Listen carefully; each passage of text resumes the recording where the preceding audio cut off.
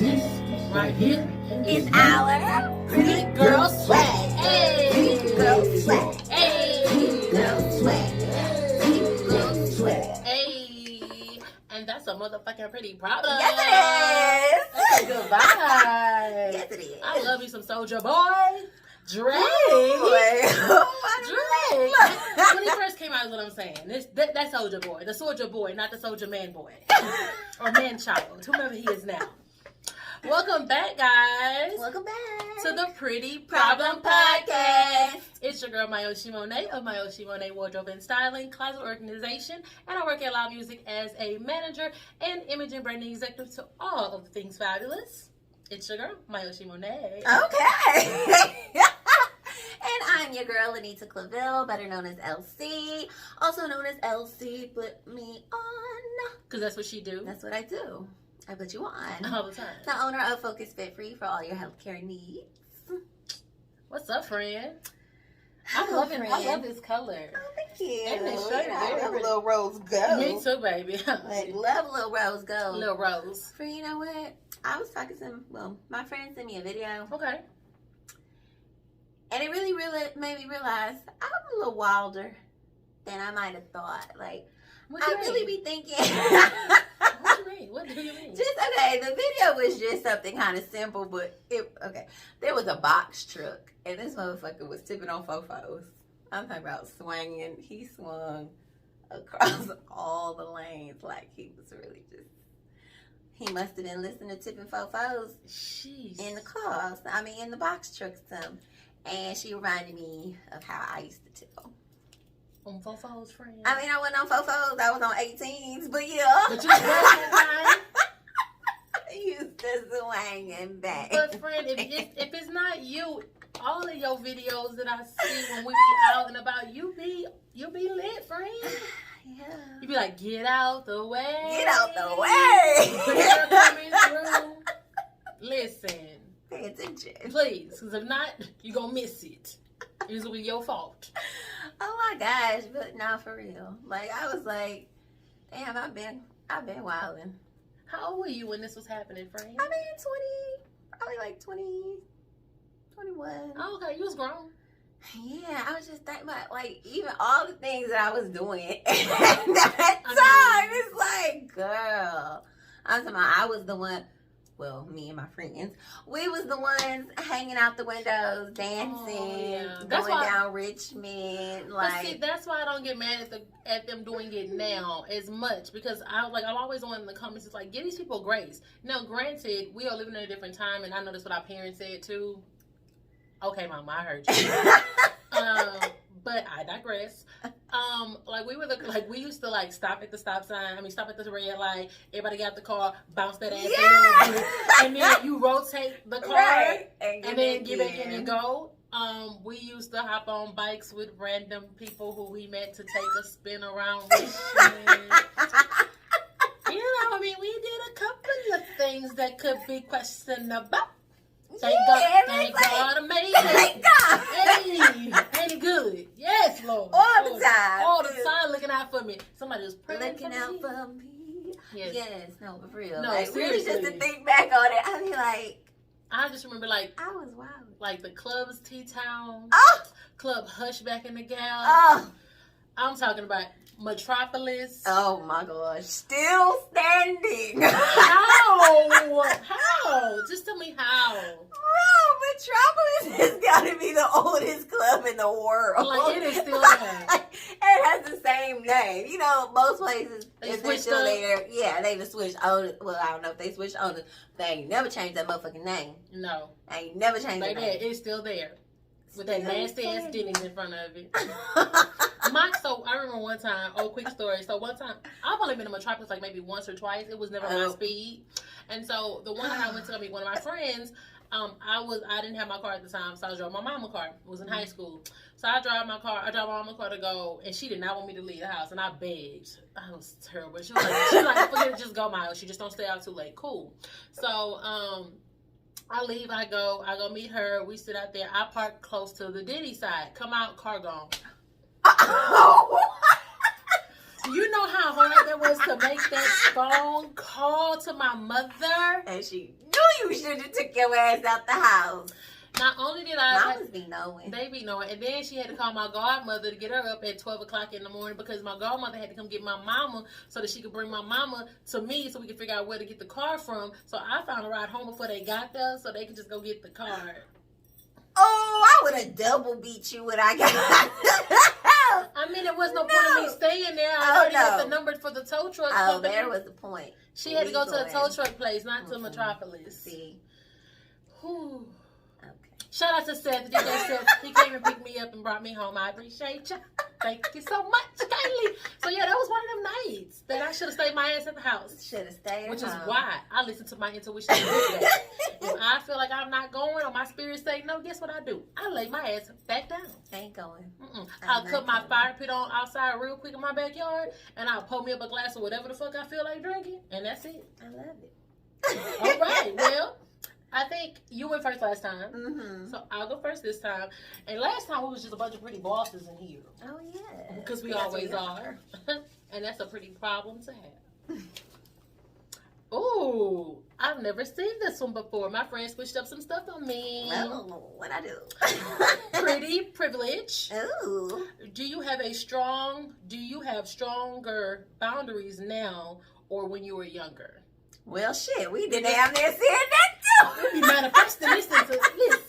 Listen. Definitely stronger boundaries now. Boundaries for yourself. So explain a boundary for yourself and a boundary that you place for others. Because there's a difference. Is there? What do you I mean by think so. a boundary for myself then? So I would like boundaries for myself is like, say for instance, I know I need to go to bed so I can get up for work. That's a boundary for myself, kind of like an example. A boundary for others is don't lie to me. I'm not giving you no second chance. That is what it is. You fucked up. Call me hard if you want to. I'm not bending. I'm not breaking. Bye. Well, let's see. Boundaries for me. At this point in my life, I'm really just trying to do anything that's good for me. Okay. Because I always do what I want. Like, that's just, that's a pretty privilege. It is a pretty privilege. Literally, I do what I want to do. Like, if I help somebody, if I go out, if I do something, it's because I wanted to. Because if I don't want to, I'm not. I'm not going to do it. So never think you using nobody or misusing nobody. Not for me, because I'm only going to do it if I want to. Yeah. Whatever pretenses you put it on. I could know somebody lying to me or setting me up to do something kind of crazy, and I'm just going to go with it anyway if I feel like doing it. But if I don't, then I'm just not going to do it. So at this point in my life, though, having discipline, I have a little bit more discipline, still working on it. But I do have a little more discipline to do the things that are best for me, not just what I want. So it's like I'm wanting things that are good for me. That's a good one. Because it's intentional. Yes, I'm making intentional decisions. Like, I do want that cookie, but I really want this badass body first. Period. So just really making decisions on what's best for me. So with other people, boundaries with other people, like I've always pretty much been a leave you where you stand type of gal. Like I'm just peace up 8 times. I be trying to tell you all the time, I really don't care that much. Like it gotta make sense to me. It gotta be a reason for me to care. So if it's not, then I don't. And so putting boundaries with other people, I feel like I've done that more so for a relationship. Yeah. I don't know if that's good or not, but it's like I put a boundary. But in friendships, more so. You don't put boundaries in friendships? I mean, no, I do, but I'm saying at this point in my life, I gotta apply some lip gloss. I feel like I've been putting more boundaries on who has access to me, especially when it comes to like dating me. Absolutely. Yeah, so sometimes I would take a pity date or whatever, but no. If I don't want to, I'm just don't know what time. I'm so sorry. I'm just gonna tell you no. They get mad. They get so mad. Oh, they do. They do. I want you back. I love you. I need you. Like, and I'm talking about the new ones. I blocked all the old ones. I ain't gonna lie. I've never really blocked. This is my first year blocking people. Like, I've never blocked. I don't think I really had until like the past like maybe a year, 6 months to a year. Yeah. I felt like I had to. But some people, it's not necessarily a block. It's just that they have bad understanding. They don't irritate my spirit. So I don't block them. I have no need to. I don't look at their page. I don't follow them so it doesn't come up until they reach out. Yeah, so that's what I have done. Mm-hmm. I don't allow nobody to reach out. Mm-hmm. Like, Good one. I have cut all that shit off. If you did cause me some ill will or something that I didn't agree with, I'm just gonna put them on the block list. Yeah, if I honestly don't want to allow you to connect with me anymore, then I put you on the block list. Now, if I don't care that much, then yeah, that's what I do. Like I used to do, just leave it and don't care. Yeah. But no, that is definitely a boundary that I put up. I will not. If I don't feel like having access to you, you will not have access to me. Go ahead, friend. I'm proud of you for that. Thank you, friend. I am. That's a good one. Thank you. I think that it protects your energy and your spirit because a lot of times people who are like us that have such an open service type of kind of personality and like willing to give so much, it sucks so much energy out. Too much. And it really can make you question certain things about yourself, and it shouldn't, because there's nothing wrong with you. It's something wrong with that person in that situation that we allow to kind of fester a little bit. So I'm proud of you. I'm proud of you, friend. Thank you, friend. I appreciate that. Yeah, I'm proud of you, friend. Now, I'll say I definitely set more boundaries now. I think that I was told by an ex, I was told I had an ugly girl personality. And let me tell you what he meant by that. This is what he meant by that. Unattractive people and children, they exist. Let's not play like that now. They tend, like, you ever see like a kid that's not that cute? Always let anybody hold them. Always let anybody hold them. They're not as picky. Unattractive people sometimes they exist. God, listen, it's a pretty problem. I don't care. You're gonna start seeing the memes from taxis, and that's when they start with the memes. Baby, they ain't right. It's coming up. They ain't right. But for real, even like when I was the fat girl, because I was the fat girl, but you still. But I was nice. Well, thank you, friend. But I was always nice. I've always been this. So now it's like I was that. You know what I'm saying? I wasn't feeling like the pretty girl. Gotcha. So I was nice. So I get what you're saying because I was that. But now there's like the exterior matches the interior. People get confused. So he used to tell me all the time. He was like, "You're so beautiful. You're so kind. You're so beautiful. Honestly, you let too many people have access to you." And so when I was younger, I grew up like I have older siblings, but they're 10 and 11 years older than me. So I kind of grew up like the only child, almost. And so I always had like a lot of friends. And because of that, I always had a friendly personality. More outgoing, friendly personality. I played sports. I was always active, but I was always bringing somebody home. And so, even as growing up as a teenager and as a young adult, he used to say, you got an ugly girl personality. Like, you should not be this nice. You need to read people their rights. I definitely read rights now. Oh, she do. Baby, I'm a reader, baby. I'm a reader. Scholar. Okay? So I feel like that is definitely one of my boundaries. I don't let everyone have access to me anymore. I think that I've in the past maybe year or two, I fell back into accepting things that I probably would have not accepted, just because I think that I was still, for whatever reason, God had a plan and it had to be done. I had to go do some things, or I had to limit my services to those who were less fortunate so they could get this good grace, because they don't think good people exist, and we do. And we do. So now that y'all know that, I'm on to the next. So, but I feel like that's one of my boundaries as an adult that I've definitely set, is being intentional who has my time and who I allow in my space. I do not let things that I don't like go unsaid. I'm going to tell you if you've done something. I'm going to, because I'm going to hold you accountable, because I hold myself accountable. So that's a boundary for me and others, like in relationships, friendships, anything. Like, just be accountable for your mess ups as well as your blessings, all those good things, because I'm gonna do the same. Yes, so please. Ooh, accountability, baby. Pretty accountable, please do that. That's the one. So I think that's kind of like one of my boundaries that I've set as an adult and as me getting older versus me being a young stallion. For sure. I like that. Okay. Yes, friend. That pretty privilege. I didn't expect to see that. You just threw that one in there. We didn't talk about that, friend. See, now I gotta go send you back to the original messages. Yeah, friend, but we had made cards since then. You told me. I'm not like, mad. no. I did. I didn't know it was gonna count, but I like it. Pretty. And here's pretty another. privilege.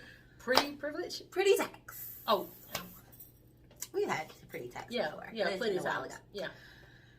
If your partner makes more than you, do they have the right to control the household? So I'm gonna say this. Okay. I want to be with someone that has a higher income than me. I live a soft life. And I definitely want my man to feel like he is the man of the house, the king of the castle, all those good things. But he also will understand and know that there is no running me or bossing me around, because I'm not going to do that. It's a respect thing.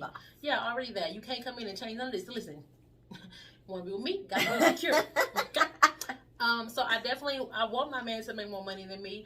One, that for a couple reasons why. One, I am very much so the traditional role in my relationship, to where the man takes care of the home. Mm-hmm. He is the provider, the protector, all of those things. All of that. Baby, that's you. I'm going to encourage you. They go bag, let's go get it. That's on you, baby. That's on you. Now, by all means, I'm definitely going to bring in a bag, but my bag is an added bonus. Mm-hmm. And the respect level in the house is that I'm going to make the house a home. So if you want it to be a nice, warm, comfortable home for yourself that you get to come home to, where there are meals cooked and the house is clean and the kids are taken care of and there's nothing else to worry about at home and I'm still working, then you be having a dictatorship, it won't work, because I'll stop it all.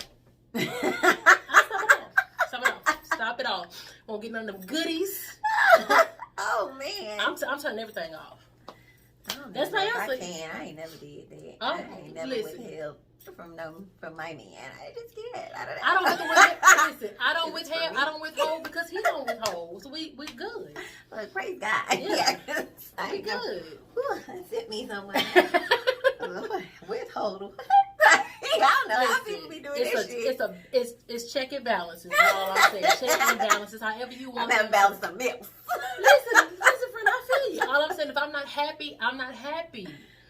So if I'm not happy mentally there, like, stimulate me all those ways. So it's like, for me, I do not have a problem with my spouse being the breadwinner in the relationship, as long as he has respect for me, because you making money does not dictate whether or not who should run shit. We both adults. We're willing partners in this process called life together. And if I respect you, you respect me, we're gonna be good. And that's my pretty problem. How about you, friend? Well, okay.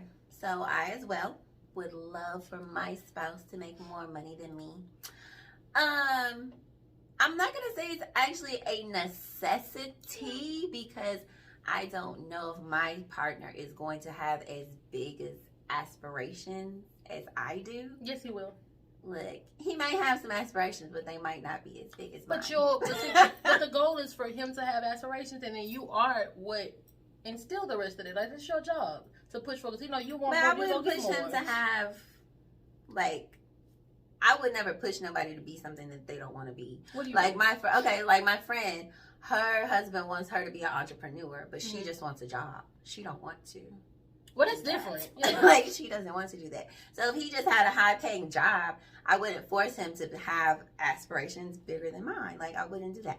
So even if I do bring in more money, I still want him to be able to take care of the house, still be able to take care of me. Like, he still has to have enough to do that. Mm-hmm. But I still might be bringing in more money than him, and I don't have a problem with that. Like, I really don't. But my money is going to be extra, because you're still going to take care of the house.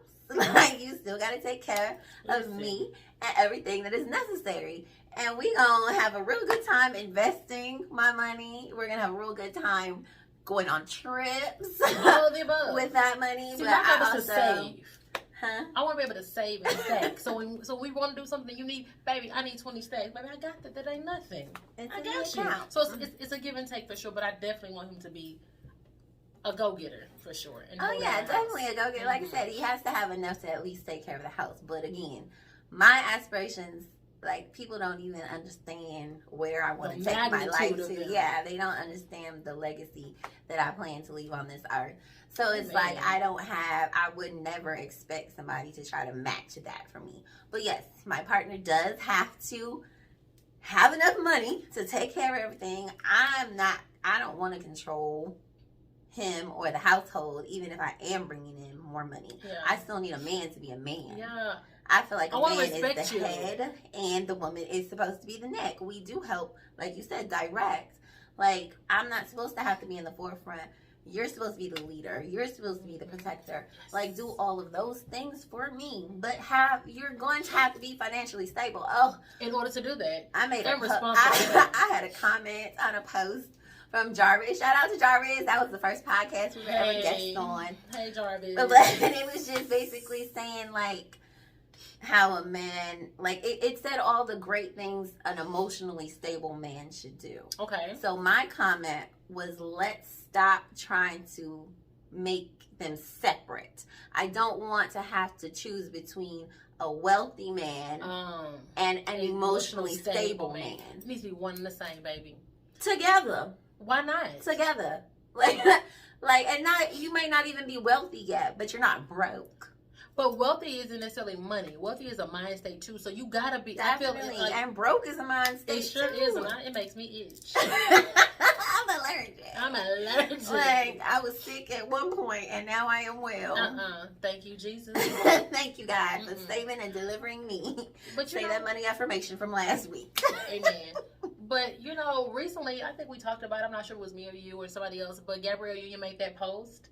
Oh yeah, you did mention that to me. Yeah. About how she makes more. When she in her last marriage, she was the breadwinner, made the most money, and so she felt it was okay for her to go out and cheat on her spouse because she made more money. To me, I mean, that goes against all the things women fight for on a regular basis. Number one, for you to even say that out loud. So that just disgusted me, and I'm not necessarily the biggest fan anyway. So I've never been. I always thought she was Deliverance from Eva, and she was typecast for a reason. Yeah, the hoe on whatever. All the movies that she played on, all of them. To play that game, that's what she. That was one of them. Like, I just always felt that Still was her with the real daddy personality. and the son. Oh God, I forgot about that one. Always something. Always something. And Always she is something. always something. Something else. Sorry, Gabby. Sorry, not sorry. No.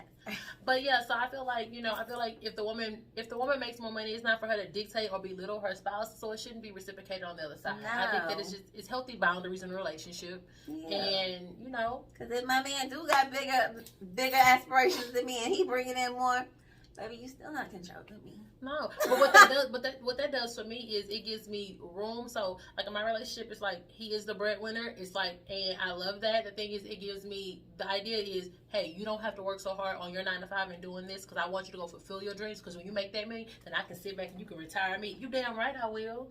Yeah, but that's what I'm saying. So, like, but that's what I'm saying. So it's like for me, I don't. It's a give and take. It's definitely a give and take. So I'm comfortable with it. Yeah, you could definitely make more money. I could make more money. Ain't nobody controlling no goddamn body in here, okay? Because I want you to want to be here. We're going to communicate. We're going to have understanding. And I want everybody, like, the thing is, we're all adults. Yeah. We stopped being dictated by our parents when we were children. Like, I want somebody who wants to be My here. mama still do me like that. Hey, mama.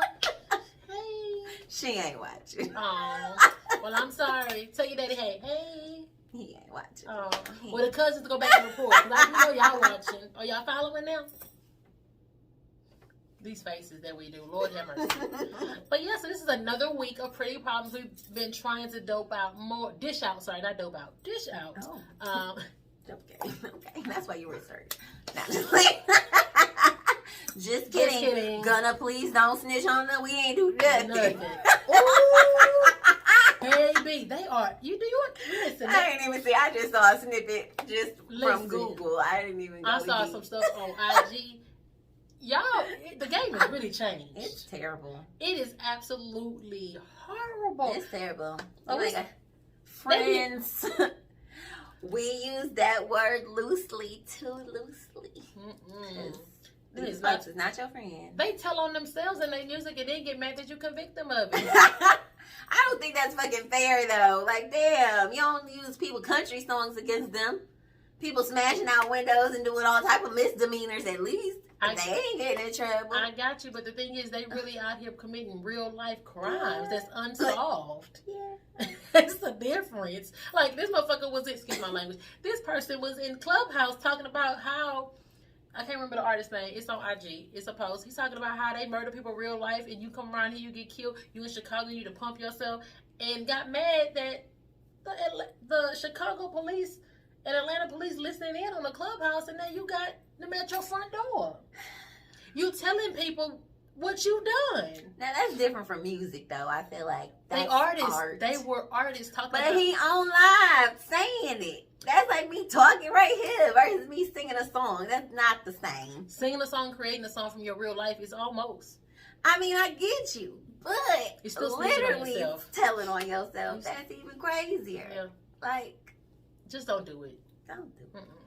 Don't commit the crime so you ain't got to. Because we know y'all can't do the time because that's why y'all snitching. Y'all are not built the same. Women out here harder than y'all. Man, it's so sad. It is because they'll take a case for y'all silly asses. Stupid. Don't do it, ladies. Please don't. Let his ass go to jail. Let his ass go to jail. Sit there and think about it. Do not be his pen pal. Get out here and get your money and move on. The bills still got to be paid out here. He get free meals, lights, gas, water, all the above. He'll be all right. And mentally, I don't know. But physically, he should. Listen, that's his own problem. He got to figure out this stuff. That ain't your problem, baby. Yeah, it's definitely not your problem. Mm-hmm. Well, that's another episode of the Pretty Problem Podcast. We hope you guys enjoyed watching because we definitely enjoyed sitting here having an open conversation with you all. Please make sure that you like, subscribe, and follow, and comment below. Share with a couple of your girlfriends or guy friends or whomever. So follow the Pretty Problem Podcast. We out. We'll see y'all next time. Bye.